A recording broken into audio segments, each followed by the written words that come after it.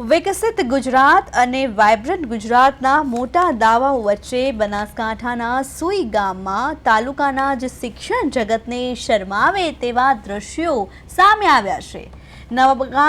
નવાપુરા ગામની પ્રાથમિક શાળા છેલ્લા 8 વર્ષથી ખંડેર હાલતમાં છે। લોકો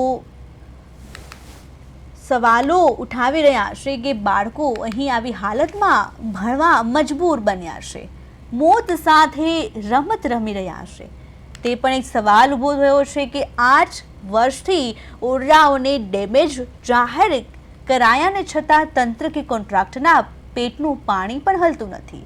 લાઇટ, પંખા કે દરવાજા વગરના આ ઓરડાઓમાં માસૂમ બાળકો જીવના જોખમે ભવિષ્ય કંડારી રહ્યા છે। આ અંગે સરપંચનું કહેવું છે કે ટૂંક જ સમયમાં કામગીરી શરૂ થશે તો જોવું એ રહ્યું કે બાળકોને હવે ક્યારે નવી શાળા મળશે।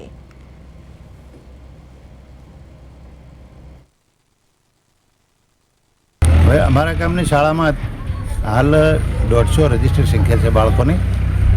અગાઉ પાણીના પૂરના કારણે જમીનમાં વધારે પડતો ક્ષાર આવવાથી જે હયાત બિલ્ડિંગને નુકસાન થયું હતું એનું ડેમેજ સર્ટી લીધું। ડેમેજ સર્ટી લીધા પછી અગાઉનું એ સર્ટી તાલુકામાં ન પહોંચવાથી થોડું ડિલે થયું અને હવે અમે એ સર્ટીના આધારે માગણી કરી એટલે સરકારે તાત્કાલિક ધ્યાનમાં લઈ નવું બિલ્ડિંગ, નવું આખું ઇન્ફ્રાસ્ટ્રક્ચર અને કમ્પાઉન્ડ વોલ સહિત નવું બિલ્ડિંગ મંજૂર કર્યું છે અને હવે એ બિલ્ડિંગ થાય એટલે અમારી શાળાની પરિસ્થિતિ સુધરી જાય। હાલ અમારી શાળાની પરિસ્થિતિ ખૂબ ખરાબ તો છે જ, પણ સરકારના ધ્યાનમાં લાવવામાં થોડા અમે મોડા પડ્યા, પણ જેવું અમે સરકારના ધ્યાનમાં લાવ્યું એટલે સરકારે વ્યવસ્થિત ધ્યાનમાં લઈ અને તાત્કાલિક અમને છેલ્લા હવે કીધું છે કે અઠવાડિયા 10 દિવસમાં બિલ્ડિંગનું કામ ડેમેજ છે, પણ આપણે બાળકોને સલામતીના ભાગરૂપે સિન્ટેક્સના રૂમો 3 સારા રિપેરિંગ કરાયેલા છે અને 2 પ્રાર્થના શેડ છે, એની અંદર બેઠક વ્યવસ્થા કરી છે અને શિક્ષણ કાર્ય ચાલુ છે।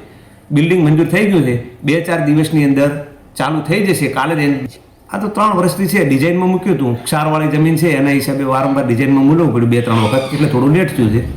બાકી સરકારના પ્રયત્નો અને કચેરીના પ્રયત્નો 50 બાળકો અભ્યાસ કરે છે અને આ પરિસ્થિતિ ઘણા છેલ્લા 8-10 વર્ષથી છે।